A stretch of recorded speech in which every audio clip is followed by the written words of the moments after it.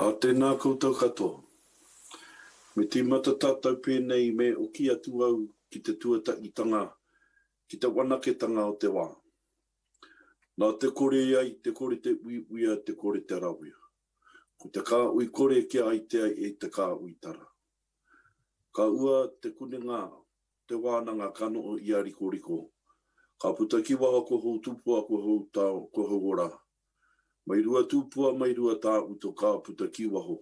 Ko rangi nui e tū nei, ko papatua nuku e tahoto nei.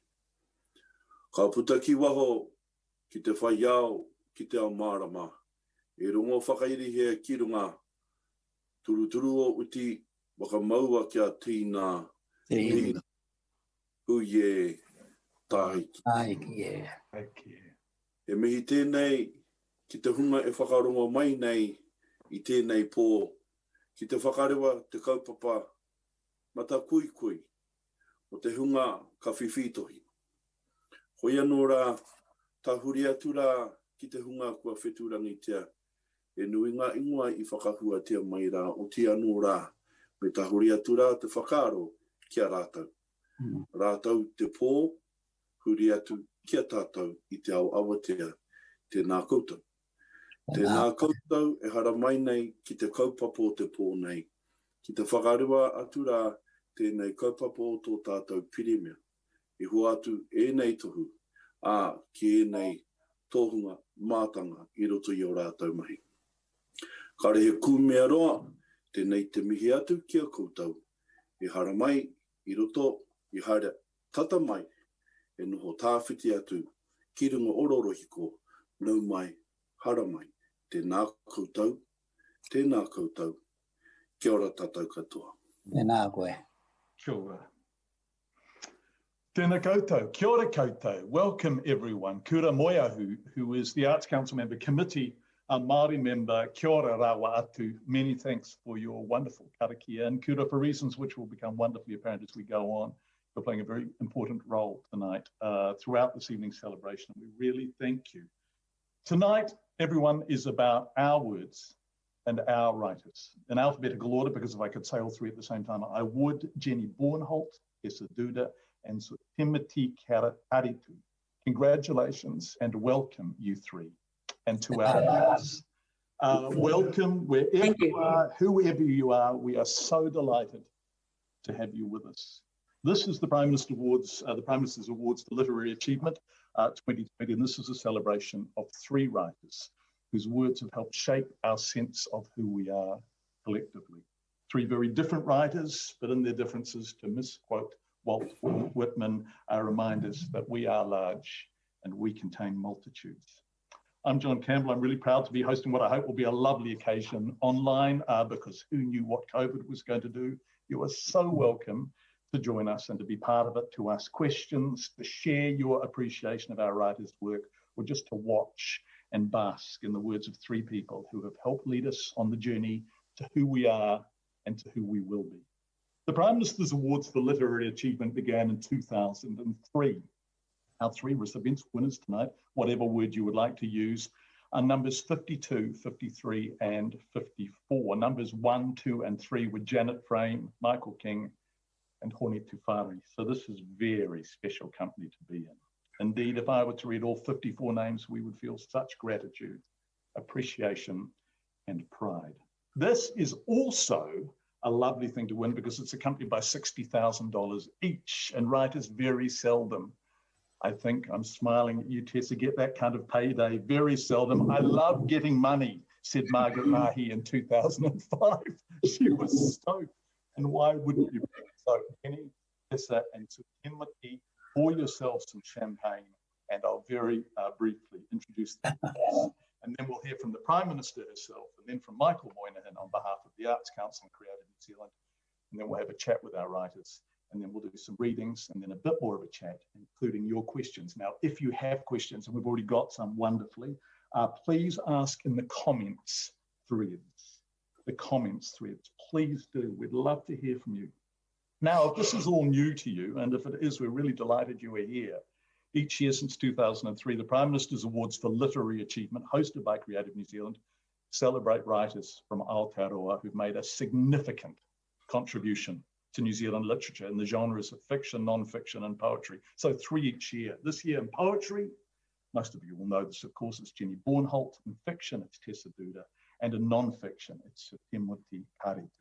I'll tell you a little bit more about each writer as we go to them individually, and we go to speak to them all at length. But these are careers of distinction and of decades, which I suspect have flown by. These are the words of us. In a country where the preciousness of language has always been understood, ko te reo, te mauri, o te mana Māori. That brilliant trinity is defined by Tiniro, poitu te kupu, poitu te mana, poitu te whenua. Of course, some of us were disgracefully slow to cherish the taonga that is te reo Māori, but this evening we celebrate a man who has been truly central to that. Kei te rangatira, Siddimity. Thank you. Such a thank you. Right, let's bring in our first special guest. And it wouldn't be the Prime Minister's Awards for Literary Achievement without the Prime Minister herself. Our 4th PM since these awards began, way back with Helen Clark. So here she is, the Prime Minister, Jacinda Ardern. Ngā mihi nui kia koutou katoa. I'm delighted to offer my congratulations to Sir Tīmoti Kāretu, Jenny Bornholdt and Tessa Duder, the winners of this year's Prime Minister's Awards for Literary Achievement. These awards are always a highlight of my year, and I know it's a huge disappointment that we're not all together in person today honouring the winners. However, this evening's online event is a wonderful opportunity to pay tribute to Sir Tīmoti, Jenny and Tessa and their lasting contributions to New Zealand literature. Sir Tīmoti for his enduring commitment to the revitalisation of te reo, Jenny for her poetry of great clarity, humour and wisdom, and Tessa for her elegant, poignant stories of New Zealand life. The Prime Minister's Awards recognise the importance of great New Zealand writing and the individuals helping us to see ourselves and each other with greater clarity, depth and understanding. Since lockdown, book sales have surged across Aotearoa, making this a perfect time to celebrate New Zealand writers and their work. It's heartening to see New Zealanders' appreciation for literature further reflected in the high number of nominations received this year. I hope that in celebrating our great New Zealand writers, we also inspire generations of writers to come. I look forward to meeting Sir Tīmoti, Jenny and Tessa in person and celebrating their achievements together in the new year. In the meantime, I hope you all enjoy this event and join me in congratulating this year's winners whose work has continued to advance our proud literary tradition. Nō reira, tēnā koutou, tēnā koutou, tēnā rā koutou katoa. Tēnā koe, Prime Minister, helping us see ourselves and each other. Exactly. So the Prime Minister, Jacinda Ardern. Before we move on, I'd really like to thank the Arts Council and Creative New Zealand for their role in these awards every year, plus Auckland Live and The Big Idea for their role in this evening's awards. I'd like to do a shout out or a sign out to Platform Interpreting New Zealand, who do a really superb job of providing accessibility to the arts for the New Zealand deaf community, and are doing exactly that tonight, as you can see on the screen beside me. I think Stephanie, Kelly, Sosh, we are delighted to have you with us. Thank you.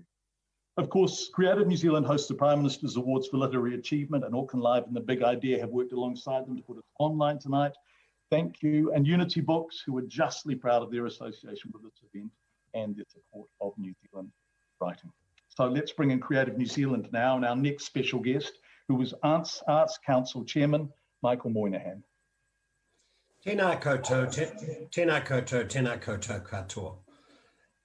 On behalf of the Arts Council of New Zealand, Toi Aotearoa, I'd like to offer our warmest congratulations to Tessa Duder, Sir Tīmoti Kāretu, Jenny Bornholdt, who are all this year's recipients of the Prime Minister's Awards for Literary Achievements.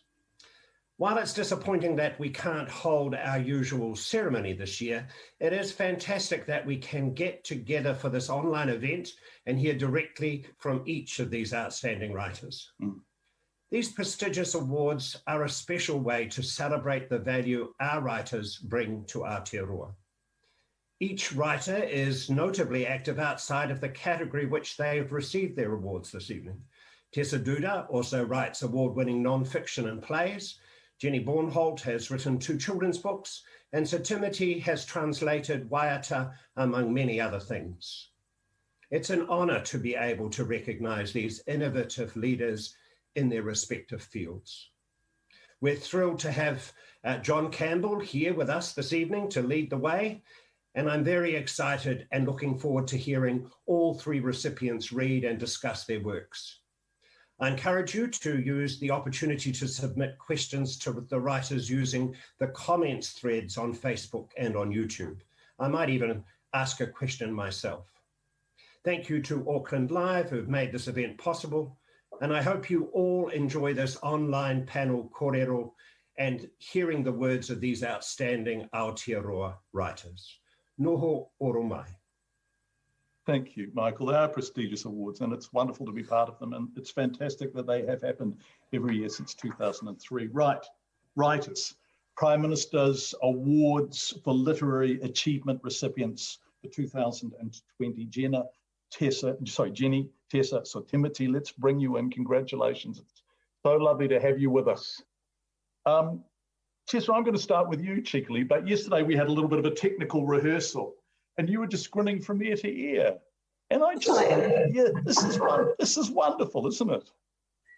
Absolutely amazing. I'm still astonished and sort of reeling from, you know, this wonderful acknowledgement of 40 years. So yes, I am very, very pleased and happy. Yeah. Jenny, what's it like to be noticed? What's it like to be told that you have won this? Oh, hold on. Now, Jenny, I think you're on mute. Yep, I've just... Oh, here you are. Yeah, so, we've got you now. I obeyed instructions. It's extraordinary. And it is it's a huge honour. And like Tessa, I do still feel surprised. And I feel slightly listening to Michael and Jacinda Ardern. I feel slightly terrified, actually. So terrified and delighted, of course. So yeah, it's a really wonderful thing. Thank you. Well, don't be terrified because you deserve to be here. Your poems are wonderful, and we look forward to you reading them. A couple to us later. So Tīmoti, you've described this. I was reading, I think, in the Big Idea, a signal honour, not only for me, but for the Māori language. And you point out, and I think correctly, that matamua ko te kupu is Māori only. And it is the first occasion on which this award has been made to a publication solely in the Māori language, which makes us very special, doesn't it? It certainly does. And it sort of says something, I think, for the country in that the language has been given the recognition it's long sort of craved for. So on behalf of all of us, I'm sort of pleased to be with Tessa and Jenny on this occasion and really quite flattered by the honour and thank the Arts Council very, very much for it. When you say on behalf of all of us, Tīmoti, that is a big thing, isn't it? All of us. There's a lot of all of us. And it's a beautiful thing to say.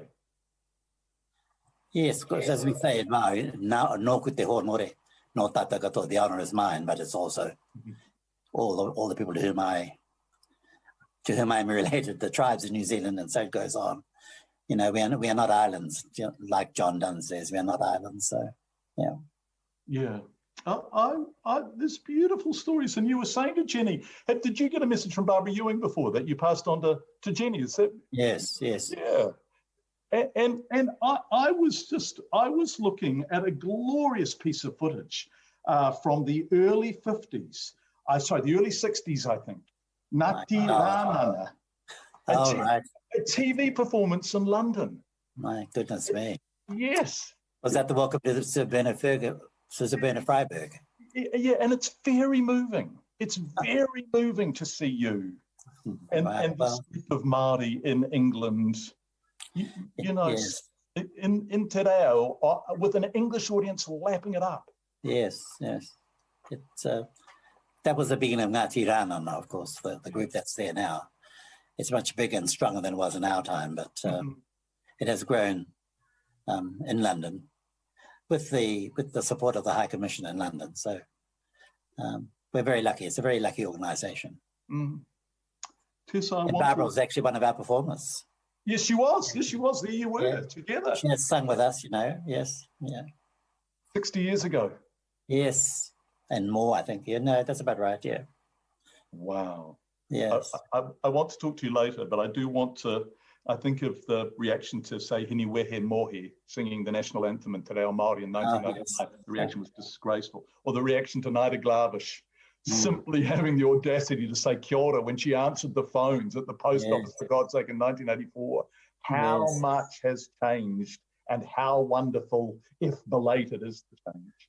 Yes, well, even though it is belated, I think it's a move that New Zealand can be well proud of. Yeah, that's a nice note. Tessa, can I ask you, I've been looking, there's some lovely photos of you reading to children in libraries and young people. What's it like when you have the book on your lap and nothing else, no screens, no special effects, and the words catch them and they go quiet and still? What is that moment like? Well, it's almost so special you can hardly define it, really. I mean, all children's writers know that, and particularly ones who've done, as I have, literally hundreds of school visits. You always look for that sense of engagement. Basically, it's the importance of story, really. And once you capture them with the story that you're telling, well, then you're sort of home and hosed, really.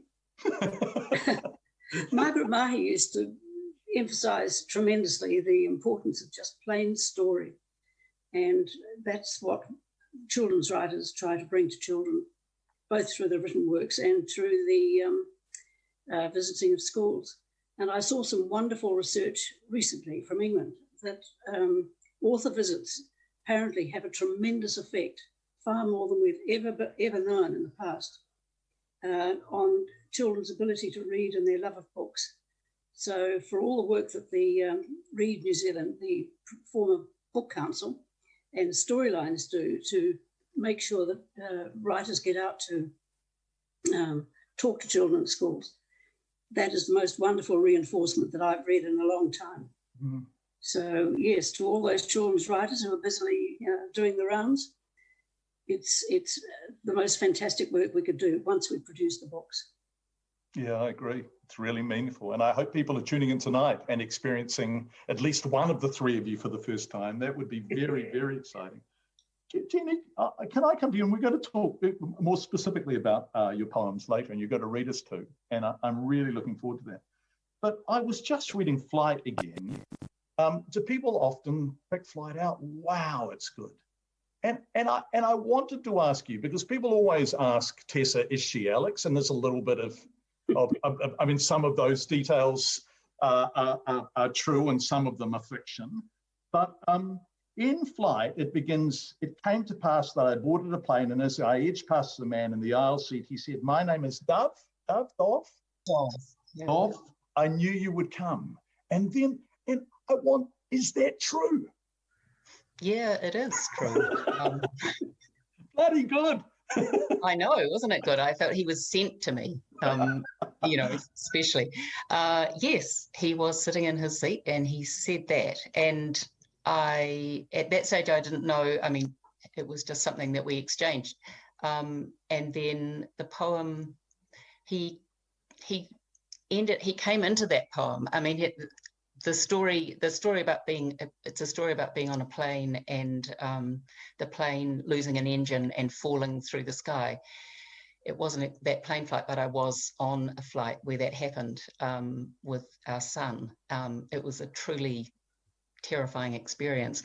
So, I mean, what I like about writing poems, and I suppose it's the same for fiction writers, is that you bring together these things that might not otherwise belong together, and you make a story out of them. As Tessa was saying, I really love story. And I think a lot of my poems tell stories. And this was one. So there was the flight, and there was the man whose name was Dov and said he knew I would come. And then there was a book I was reading about a photographer, Sally Mann, and she talked about a place where she had photographed, which is a place where bodies, human bodies, are left to decompose in the open. It's a kind of scientific study place. that's the image on which the poem ends. So those things all came together to make this poem. Yeah. This is an interesting conversation, isn't it? And we'll have it a bit more later. And so Tīmoti, we're about to come to you for our first reading, but Jenny, what requirement do poets have to tell the truth? I mean, if I was talking about this with Bill Manhire at Word in Christchurch. If I found out that Philip Larkin had completely invented Dockery and Son, I'd be devastated. And yet why? Why do poets need to tell the truth? Why do I want you to be telling me at least? And why does that matter? I don't think poets have to tell the truth, and they often don't. Or they might tell a half truth or a tiny bit of a truth. But I think what they're doing in making something up is telling a different kind of truth. I mean, they tell the poem's truth, whatever that might happen to be. And so I think you have to not mind too much about that. Good. Well, your poem's truths are fantastic, Jenny, and we look forward to hearing a couple of them later. So Tīmoti, I've been really looking forward to this. And one of the things I'm looking forward to is that it's never happened before in the history of the Prime Minister's Awards, which is a reading appropriately, wonderfully into our Māori. And to introduce us, we're going to bring back Kura. Kura, are you there? Have we still got you, Kura? Kei konei tonu. Kia ora. So I think you're going to introduce Siddimity's reading for us, right? Ai, tai hoa. Ara, tēnā koutou e te motu e ngā mātāwaka. Ara mai ki te tautoko i au ki te mihi. Atu ki tēnei hau tipua o ngai tūhoi o Ngāti Kahungunu. He tangata e whakaputa anō ono whakaro hei tauira mō tātou. He mātanga, he pau o tō tātou reo rangatira, te reo Māori. E te rangatira e tā Tīmoti. Tēnā koe he mihi nunui tēnei ki a koe mō tō araha mō tō tātou reo. Ara ki te tautoko te mano, a ki te whakaraura tō tātou reo rangatira. A me tō mahi ki te ako te reo ki te tini, ki ngā mano, kei roto i ngā kura, kei roto i ngā kohanga reo, ngā kura auraki, ngā kura kaupapa oki, me ngā ware wānanga, me ngā tarika wanatanga ara te taurā uri te reo Māori, me te iatu e nui ngā tarahiti, e kawe atu rā tō tātou reo ki tā wāhi, no reira e tā Tīmoti Kāretu, nau mai hara mai, tēnā koe e te matua. Tēnā koe.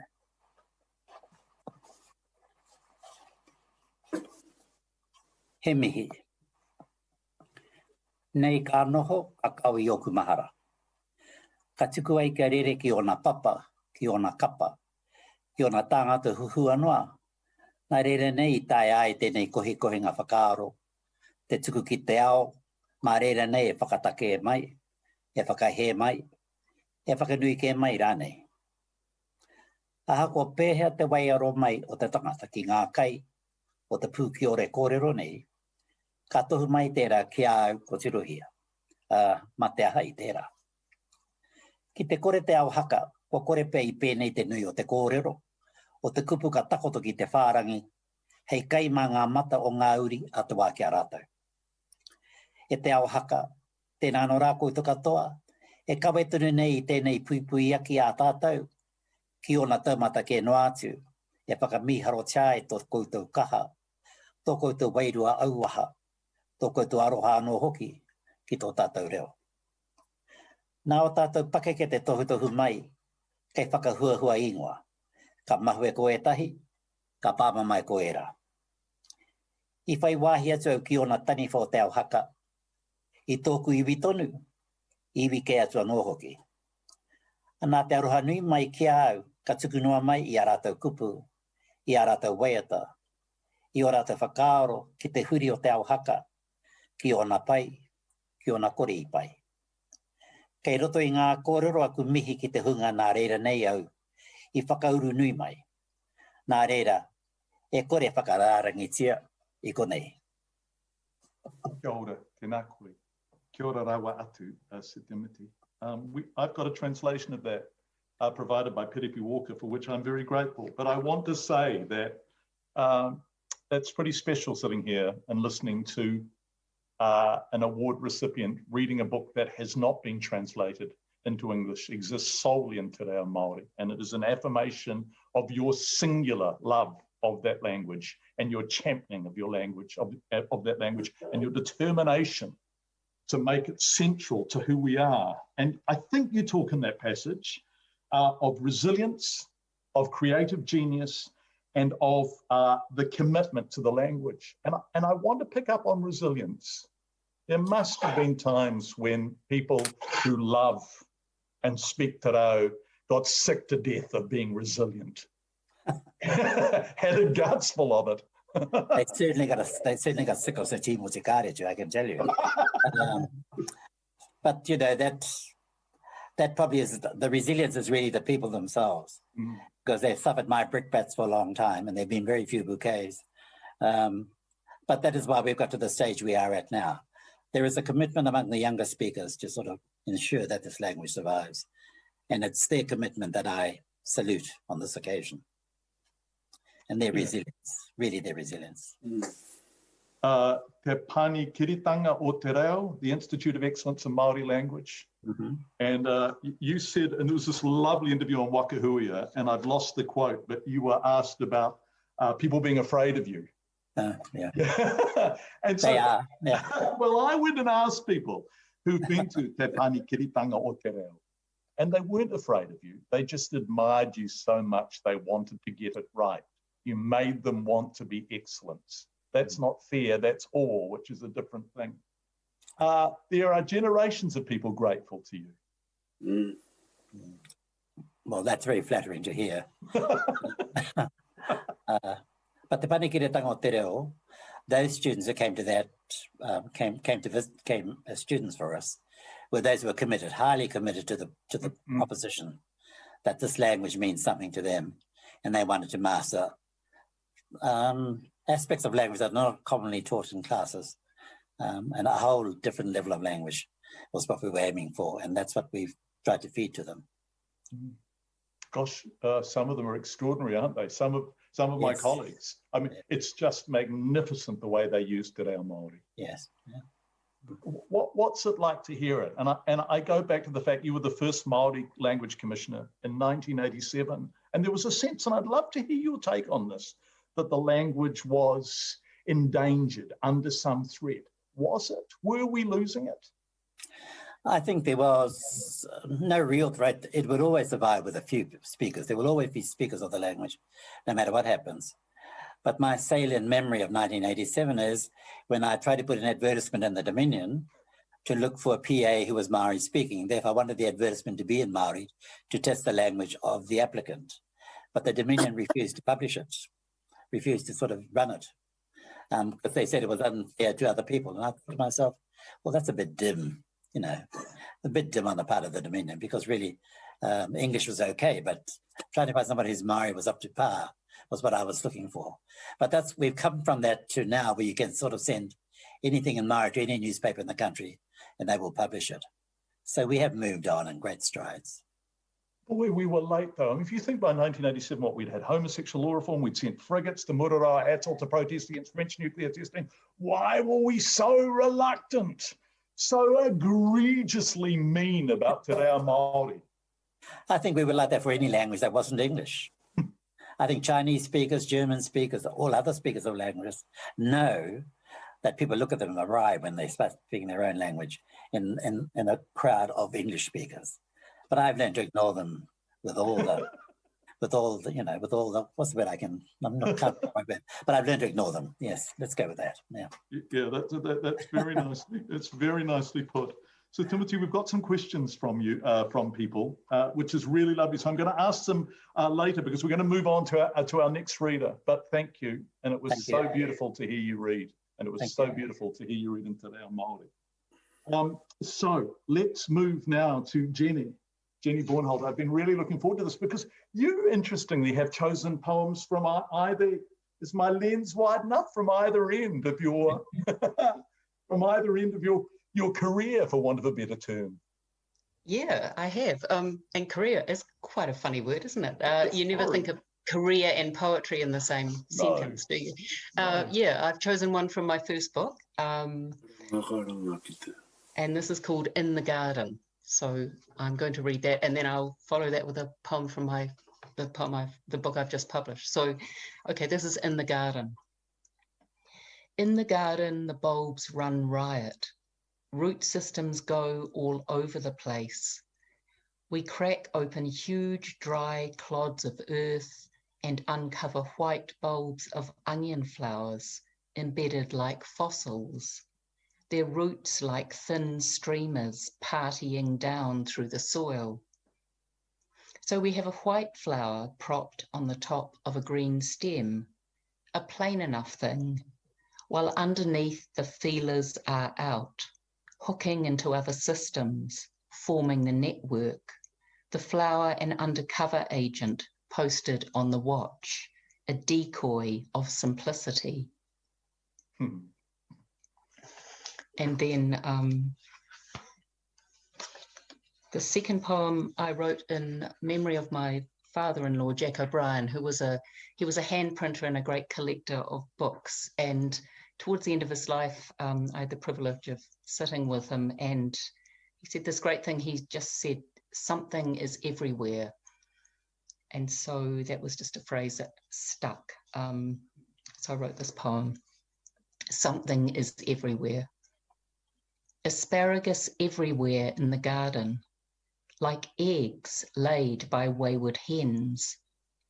The river too is everywhere, rising up over the stone wall, over grass and the track. The boardwalk now an underwater path through trees, which still send fluff everywhere, into our rooms, our hair. Dogs are everywhere. They bring their something fur on their something bodies and sniff and run around while their owners look at the everywhere river and think of somewhere, elsewhere. Everywhere inside a book was the place my father-in-law longed to go. Books being like the river, something and everywhere, beauty pooled in their lines of type. Gosh, that's good. I love that poem. It's so good. Let's talk about the difference between them. They're 31 years apart. Yeah. I'll tell you what, though. I reckon in the middle of In the Garden, and you can just say, John, that's bollocks. Feel free to call me on this. But there's a classic Bornholdtism. Is that a thing, a Bornholdian moment? I quite like that. And that is a plain enough thing, next line, while underneath. And I love the way you look beyond the plain and beneath the surface and behind things and through things and make the ordinary extraordinary. That's not quite right. I'm winging this. But do you think a plain enough thing while underneath is very you? Yeah, I think it is. That's a very there you go. You can go to the top of the class, John. Yeah, I think yes, I think it is. I do like the plain in life, and I always think there's a lot going on in the plain, and it's I guess it is what I look out for. And I do like what's underneath. I think there's always an underneath to everything, which is worth having a look at. This might just be me trying to make a merit out of journalism, Jenny, and it could be a hopeless case, but you studied journalism and worked for a year on the Waimate Daily Advertiser, right? And yeah, so I did. And you would have done everything there. And you had to make a newspaper, right? And some of it would have been thoroughly ordinary, but it still had to go to print because if you didn't, there would have been no newspaper. Did you learn then the virtues of seeing news, of seeing importance, of seeing human significance in the ordinary? I think that's right. I did. I think I learned an awful lot in that year. And you're right. I did have to do everything because I was it actually. I was the only reporter on the newspaper, and everything I wrote went into the newspaper. Which you know, as a first year you know, just out of journalism school, that was slightly scary, probably for the readers as much as it was for me, actually. And yeah, I think one of the things I learned in that year was that I really loved, I loved people's voices, and I loved interviewing people, and I did things like I went to Big Bale Field Days, and I went to all kinds of odd things. I did court report. I mean, I did everything. I did court reporting. I went to council meetings, and I just loved, I interviewed sheep farmers and, you know, all kinds of people, and it was completely wonderful. And I think I learned a lot about language, and I learned a lot about story, and I think those things are what I carried over once I stopped being a journalist into my other kind of writing life. We've got lots of questions coming in for you too, which is really nice. Tessa, I'm going to come to you in a sec, but one final question for Jenny, although Tessa, I know you weren't allowed to be a court reporter because that's right, because you're only a girl and court reporting was for the boys. I think that's right. So Jenny got one up on you, but Jenny, just before we move on, and we were celebrating Siddimity for the way he has made us see and hear things that we ought to have seen and heard, and which disgracefully had been shoved into the margins by some of us, appallingly. And I wonder if you've felt, and it's a false equivalence here, but I wonder if in a way you've felt with your anthologies, which I know you're very proud of and which are beloved and celebrated and widely bought, the pride of taking our poetry to us. Oh yeah, I do. I mean, I've loved doing those anthologies. I mean, the most recent one was Short Poems of New Zealand, and I love that book. I know you're not meant to say it about, you know, right, books that you've been involved with, but I just love being able to have those poems between covers, and I love the fact that people will read them. They might they'll connect things that they might not otherwise have connected. They might read poems they might otherwise never have read. And I get huge satisfaction from that. Yeah. Well, you should. They're fantastic. And we've got some questions for you too from people who are with us, which is delightful. We're so delighted to have people joining in. Tessa, let's come to you. And you've got a reading, and this is a very exciting reading, the third of our 3 very exciting readings, because this, Tessa, is where it all begins, right? That's right. Yeah. Well, the reading I've chosen is the first couple of pages of the first Alex book, which was published in 1987. And this is Alex about to race against her great rival Maggie, and she knows that if she doesn't win this race, her chances of going to the Olympics are nil. So it's a crucial race for her. I have always known that in another life I was or will be a dolphin. I'm silver and grey with a permanent smile on my face. I leap over and through the waves.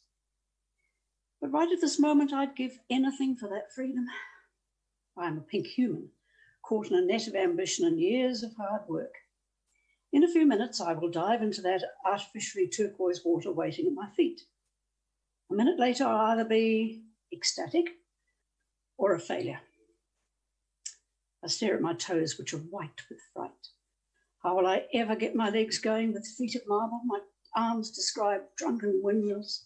My heart is already pumping away as if it's gone berserk. I hear in lane 3, Alexandra Archer. Automatically, I step onto the starting block. In lane 4, Maggie Benton. In the lane I wanted to be and should have been in. Cheers and shouts for her too. I stand head down. Nothing will make me look at her. Since we hugged goodbye this morning, we have avoided each other. I hope she is feeling as ghastly as me. We all step down. I walk back to the chair where a woman in a blazer waits to take my tracksuit. Yes, I did put my swimsuit on under all this. People happened in the past from nerves. Then comes the gold chain, bearing my most precious possession in all the world, and his pearl, his tear. It goes deep into my tracksuit pocket. Oh, I'm cold, appalled at what I have to do. I stand tall, centre stage on the first rung of the starting block. Under the night sky, I feel almost naked, just me, the body Alex, fit, ready. dangerous. A whistle blows somewhere. I climb up to the block as to a guillotine. Shouts and cheers echo round the pack stands. Then silence falls like a curtain. I make a last adjustment to the cap clinging to my ears. I need a pee. Take your marks. I curl my toes carefully around the edge of the block. Crouching, I look along the 55 yards of smooth blue water in front of me. Up and back we'll go, flat out. I feel tired already. Heads or tails? This throw is for you, Andy. Beside me, someone starts to move. Bang! Alex, you're dead. Maggie's got a flyer on you, a glorious flyer. You're beaten before you've even started. Isn't it a great start? Isn't it a great start? No, I mean, you're in, aren't you? You're in figuratively and literally, and the reader's in figuratively. I believe so, yeah. Yeah. So I don't want to, because you've been asked this question so many times, but I do want to put on the record that as a teenager, you swam butterfly for New Zealand at the 1958 Cardiff Empire Games, what we now call the Commonwealth Games. And you probably would have gone to the Olympics in Rome, but Correct. you just had a gut full of training, right? But I don't want to talk about the biography unless you want to. But I think we understand now. I love the fact that you say Alex is, there's a little bit of you in here, a little bit of Dawn Fraser in here. I mean, this is fantastic. But I do want to talk about children or writing for young people, because I was looking at our fiction winners since 2003. And if we look at many of them, also not many, but a significant number have written some of their fiction, at least for young people. So Margaret Mahy, Jack Lazenby, Joy Cowley, Morris G, Janet Frame, Witi Imaira, Patricia Grace. And we seem to do writing for young people brilliantly now. But when you started with Night Race to Kawo, which was, I think you started writing in 78, right? Was that the case at all? No, it wasn't, except for Margaret Mahy and also Joy Cowley, who at that stage were building up strong careers in Britain. But here, the local publishing was almost non-existent. And I think it was Elsie Locke who wrote a piece in The Listener, which probably triggered an explosion, not a renaissance, because it wasn't a rebirth, but an explosion of children's writing, I believe, happened with Morris G. His Under the Mountain, I think, was the beginning of it. And then Gavin Bishop came in at the same time, and myself and one or two others. And from about 1980 onwards, that was really when it started, and it exploded. And of course, we began to realize that Margaret was something extraordinarily special, yes, which culminated in her winning the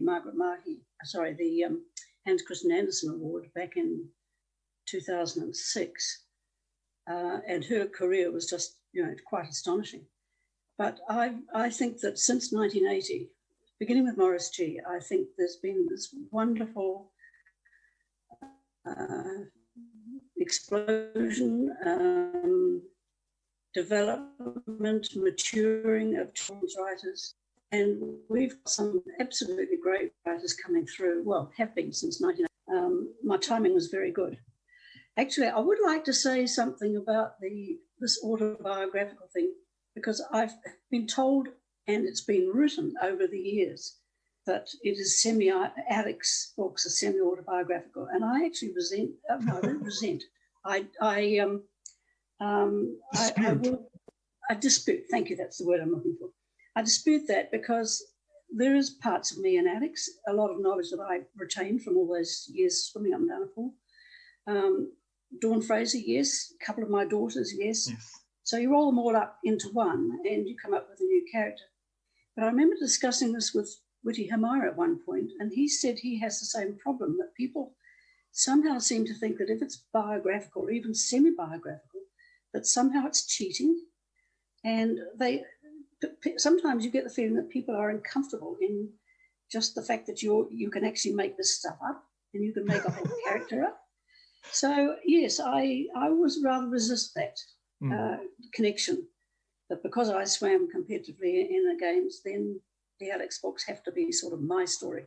But there are lots of things that happened to Alex that never happened to me. Strong females.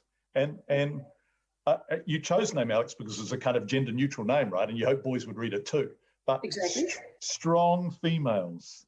And Well, and as the father of a strong female, it's important, isn't it, for young women to see strong young women? well, I can tell you back in 1982, which was when, 87, which was when the first one was published. I had 4 growing daughters, and I was very aware of what they were reading, and I just felt there were very few books around at that point showing girls taking the same sort of risks and having the same sort of ambitions as boys. And so that was partly one of the reasons why I wrote those books. It was quite considered, quite deliberate. And I think, you know, we've matured a lot. We've got wonderful writers like Mandy Hager and Fleur Beale, and, writing, you know, fantastic stories for girls. You have the Storylines Tessa Duder Award, established to recognise your outstanding contribution to children's literature, both in publishing output and in your work to promote children's books and publishing. And I wonder what it's like when you read someone young who you maybe have not heard of before, writing brilliantly for young people, and knowing that you are part of that legacy, that you are, that you know, is that fantastic? Oh, of course it is. It's absolutely wonderful. I mean, when they named that award after me, I was totally embarrassed, actually. But no, I mean, this year's winner is a writer of the Tessa Duder Award, is the writer from Havelock North. And when I read it, her manuscript, my hair stood on end. I thought, well, if there's any one of 28 submissions that comes anywhere close to this, it'll have to be bloody brilliant. Because this really was quite outstanding in itself, and I was just thrilled. And in the end, she was chosen as the winner, and that's a career that's now on a trajectory and is going to go somewhere.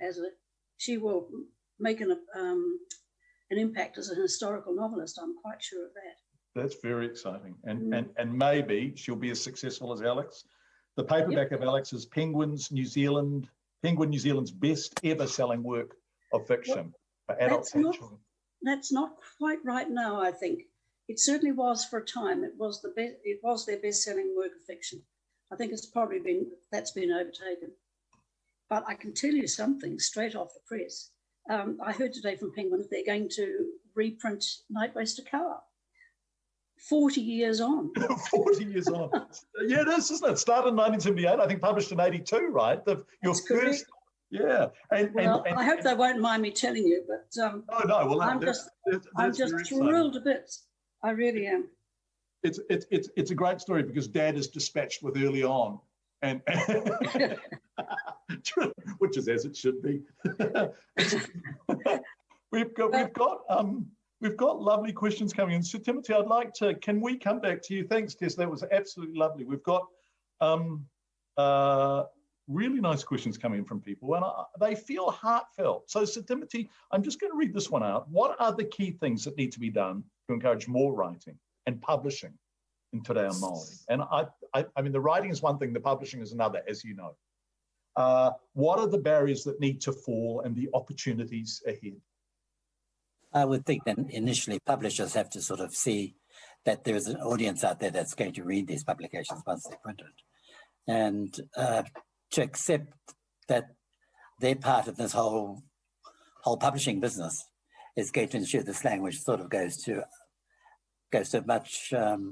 different levels, covers different topics, and will survive well into the next millennium.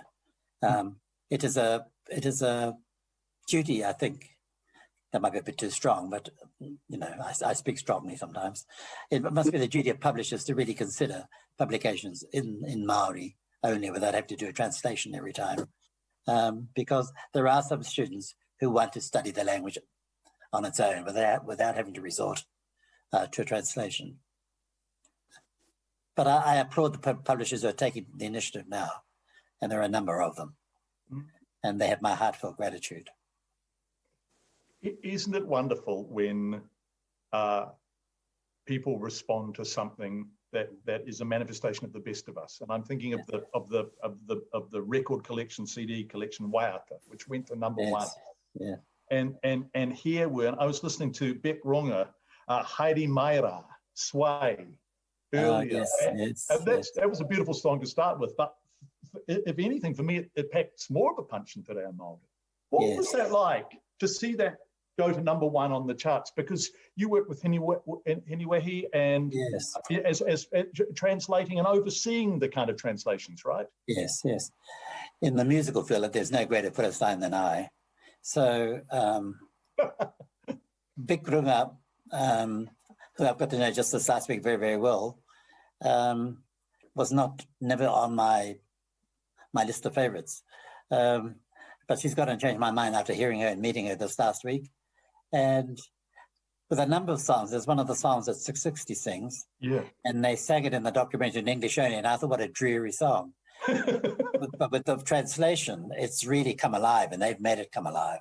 So the addition of a Maori lyric here and there is probably a positive thing and gives the song that extra je ne sais quoi, which I think we all long for in our writing and in our composing and in our songs.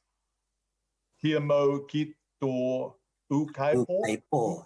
Yeah, and can you tell us about translating? Because this is a very good time to make the point that translations, in order to work, have to be beautiful rather than literal, right? Yes. A literal translation would thud. And would be nonsensical in most cases, because what works in English quite often does work in Maori if it's literal. So you have to look at what the singer's trying to say, and that's quite often difficult. As I was saying to them last week at the seminar we were at, my greatest problem is that I cannot understand the English of the current composers, and so it's hard to translate. So he's been my translator between the younger generation and their command of English, such as it is, and my command of English, because of the schools you and I both went to. I hear, John. I think we went to the same prison. Yes. Yes. So I got regular thrashings and canings. I suspect you didn't, Siddimity. No. I was in Firth House for 5 years, and no, you had to be really naughty, John. I can't believe that you.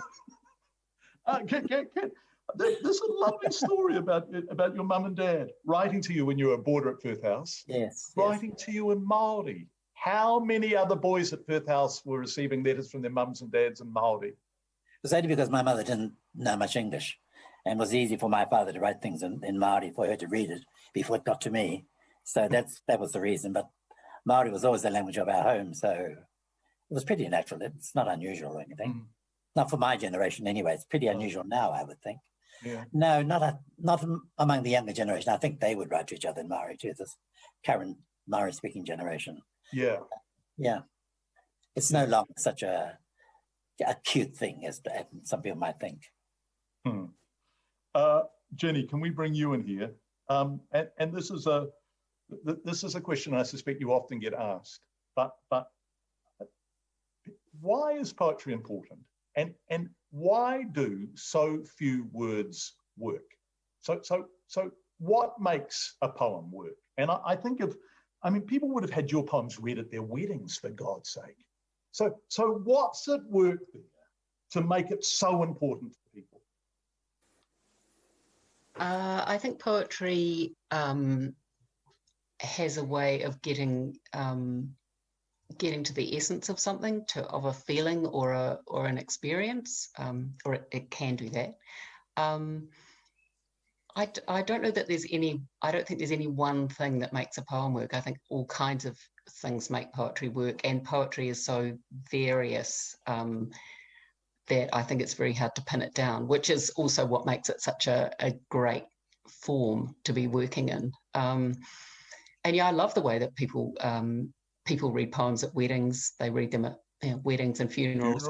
I think it's really interesting too that people will. That's where people go when they want to. When there's an occasion, when there's something that's really important that they want to celebrate or mourn. Is they always go to poetry. People don't read you know, they don't tend to read a prose fragment at a wedding. It's always, you know, it's always a poem. It's so interesting that this is the form that they go for. And again, I think it's something to do with perhaps the musicality of it, the emotion that's expressed in a very, you know, tight, sort of concise way. Yeah, I mean, poetry's terrific. I think. So do I. You know, I think poetry will cover any occasion. Actually, don't just save it for weddings and funerals. I think you can, you know, put it to good use. Yeah, I want to this sort of lovely poem, which I'm very fond of. Please, pay attention. Please pay attention. And then at the beginning of the next stanza, open your eyes. I mean, I'm sure you don't read it like this in such a declaratory fashion. And then the second to last stanza, be wild and curious. It's such good advice. And I suspect all three of our writers have been wild and curious. When you write a poem that is wild and curious, but actually, because it's you, looks measured and considered, are you playing a trick? Oh, I don't think I'm playing a trick. No, I mean, maybe I'm playing a trick on myself. Yeah, I'm not sure about that. Because people always say, so I'll explain my question better. People always say that you are very much a poet in control, right? That there is a fastidiousness about the architecture of your poem. And I say, yes, but that doesn't exclude a great passion. And actually, often your poems feel visceral too. And that's a hell of a balancing act. Oh, well, thank you. I mean, I do. I mean, there's a lot of work. I don't really know what to say. There's such a lot of work that goes into a poem. I mean, you have to get that kind of, I guess, to get that tightness, which is often there, is really, and that concentration is a really tricky thing. But I mean, I think that's the work of writing a poem, and it's what's so enjoyable about it. Do you whittle back? Do you start with more words? And I don't necessarily start with more words. Sometimes I do, but I might change to different words or shift things around a lot. Yeah, there is a lot of reworking that goes on to get that kind of to get them sounding right, you know, feeling right. Do you have a moment when you just think, yep, that's a banger? You sit back at your desk, yell out, Gregory! Do you have those moments? You know? Yeah, I do. Yeah, I do have those moments. I do. I might be a bit quieter about it than that, but yeah, I do. And it does feel fantastic. I mean, it's such a great feeling to think that you've actually got what you wanted on the page. Yeah. Jenny, thank you. We're getting lovely questions, and I want to read this. Actually, Tessa, I'm coming back to you, and we've sort of covered this off, except I want to. It's kind of a development of what we were discussing before. You described the 1980s as the time when New Zealand children writing took off. In fact, it's possibly a response to the conversation we were having not long ago. Thanks to writers like Morris G. and Margaret Mahi. How do you see 2020 for children's literature? And who is having the most impact on it now? I guess you've slightly addressed that, but I sense you're really excited by where children and young people's literature is at. It's a slightly mixed bag at the moment, I think. We've got some great commercial publishing happening. And there we have sort of wonderful people like Lynnie Dodd who managed to combine both. She's both a critical success and very commercial. I think there's one area, and that's young adult writing, which is struggling a bit at the moment from what I hear. And I'd like to see that reverse, certainly. But we've got some great writers who are being published by the mainstream publishing. And we've also got people who are self-publishing. Mm-hmm. And there are some of them, like Lani Went-Young is a name that springs immediately to mind. Yeah, she's fantastic. Who started off self-publishing, stuck at it, learned how to do it, and then jumped the big sort of divide, if you like, into mainstream publishing. And so there are people in the self-publishing area who are well worth looking at and encouraging, because, you know, that is now an alternative route to get published. It was always hard, it's still hard, but self-publishing is now a viable route and can lead to, you know, greater success. Let's encourage people. What was it? We talked about Kawa before. What was it in 1978 that made you think, yes, I can do this? I'm going to. That's my dog. That's my dog. Good boy, Mummy. He's sensing at 7:30. I promised him a walk when it was over.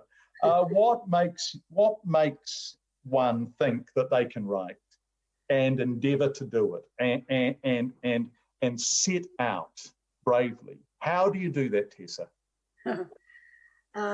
In my case, it was like catching a disease. I suddenly woke up one night on holiday up at Campbell and decided that I had a story in me which I need to tell. 4 years later, that book was published as Night Race to Kawa in 1982. And it really was just a bolt out of the blue. I sort of instinctively knew that it had to be a children's story. I could have made it some sort of rather dreary feminist tone, because this was 1978, when the second wave of feminism had definitely arrived in New Zealand. But I knew instinctively that probably a children's book would be the way to go. And I just stuck at it for 4 years and eventually had a manuscript which I was lucky enough to put into the hands of Wendy Harricks at Oxford University. And she taught me just about everything I know in a very rigorous editing process, which cut down the original manuscript from 90,000 words to 60. So we cut out a third of it.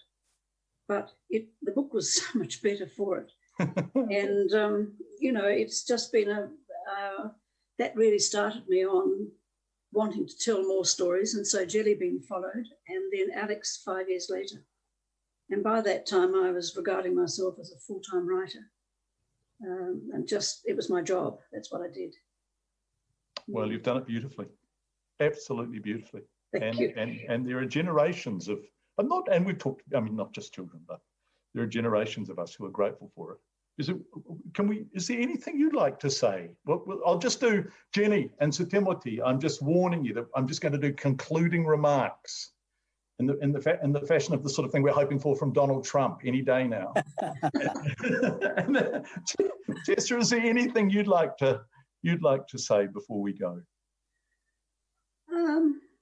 Well, as I said at the beginning, I mean, this award has been an amazing surprise and just, I suppose, a gratification for, 40 years and about 50 books, because I have written all sorts of things apart from fiction. And I'm just very grateful to Creative New Zealand and the Prime Minister's support of this award. And I just like to think that I've still got more books in me. I've got a historical novel that I'm working on at the moment. And I just like to think that there's still some, well, I always said that I'd like to write something which topped Alex, and that I think is still my, it's still my ambition. So thank you to everybody for. We really wish you well with that. Thank you, Tessa, and thank you for the joy you have given so many of us, and the delight and the love of words. Thank you. That is a very special thing to have done, and to have done it for so long. Jenny, is there anything that you would like to say? I would like to say, and I think this comes to the point that Tess was just making, that she wants to keep getting better. I think you are, Jenny. I think your most recent collection, which was out last year, is, for my money, your best yet. Wow. And that's a high bar. Do you feel that way? Well, thank you. Yeah, I do feel that way, actually. And I think that's the thing about having been writing for so long, even though it doesn't feel like that long at all. It's a terrific thing to have been able to continue on doing this, and it's been things like this award which have enabled that to happen. I mean, because I know you're not meant to talk about the money, but as Janet Frame or Margaret Mahi said, it's fantastic. Yeah, and good. What it does is give you time. So that's a wonderful thing. Also, congratulations to Siddimity and Tessa, because I haven't said that yet. I just feel, it's such fantastic company to be in. So that's a really lovely thing. And also, I think the fact that the Prime Minister's Awards exist is a really great statement, hopefully, about the value that the country places on literature and how important it is to our lives here and to us. So thank you to everyone who's involved with that. Lovely. I couldn't agree more. Tīmoti, I mean, we've acknowledged you tonight, but I wonder if we've acknowledged you sufficiently, although this award does that and a knighthood does that and a celebration of you does that. But for your contribution to that extraordinary taonga, te reo Māori, cannot be overstated. So thank you. Thank you. Well,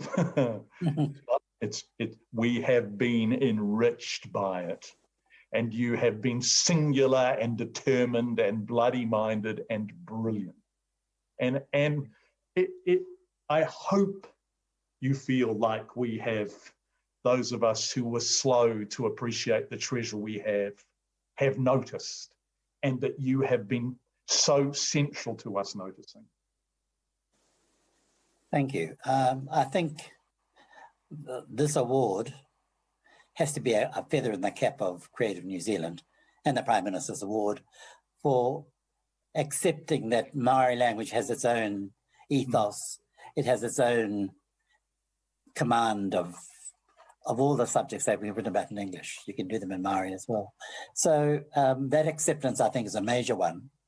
And I think on behalf of all speakers who are fighting for the survival of this language, I must congratulate the Prime Minister, not for accepting me, for accepting me as the winner, or appointing me as the winner, but on behalf of the whole of the Maori world, to let them know that there's a niche in this award for speakers of the Maori language and writers of the Maori language. And the fact that this has been the first one in Maori solely has to be something that we congratulate the selection panel on. So ngā mihi kia koutou katoa, toi Māori, tēnā koutou. Yes, couldn't agree more. Kia ora. Well, Tīmoti Kāretu, Tessa Duder, Jenny Bornholdt, thank you. It's been so lovely being in your company, not just tonight, but over years. And we are richer for it. It's been a lovely hour and 7 minutes. We've really enjoyed it. Thank you for your generosity, not just tonight, but for decades. And congratulations on all you have achieved, and Tessa, all you will achieve. And, thank you. Thank you very much. I want to shout out the Creative New Zealand, Kura Moeahu, Michael Moynihan, Heather Byrne, who I've been dealing with, who's been a joy to deal with, Auckland Live, Big Idea, Platform Interpreting, Stephanie, Kelly, and Sosh, and everyone who's tuned in. Everyone who's tuned in to this most unusual awards ceremony in these COVID times, but we've had lovely company from our wonderful writers. So thank you if you've been here tonight, either as a participant or a viewer. We are grateful for you. And Kura Moeahu is going to say farewell. Thank you all so much. Tēnā koe. Thank you. E ngā ui o te mote nei. E rau me mai rā te whakaro ki rungi tēnei tokorua nei. Ko i kohingia ngā pūtoi kōrero e oki atu koutou tatau ki te ahuru mō mai. He aha te kai o e nei rangitira kua kōrero ia nei i tēnei pō. Hei mātanga i te wakairo, te kupu me te kōrero, mō ngā manu e kai ana te mātauranga nō reira. Ki te tokotoru, tēnā koutou, tēnā koutou, tēnā koutou katoa. Karanga ki arangi nui e tui honei, karanga ki a papa e takoto nei. Pā i e te ia o te tō ene o te rā ki te waka auora te tinana, te inengaro me te wairua o te tangata. Ka oki atu, ki te maana o te aroha I runga I te ara wanaunga e rongo whakairi e ki runga turu o iti waka maua kia tīna hui e tai ki e pōmari.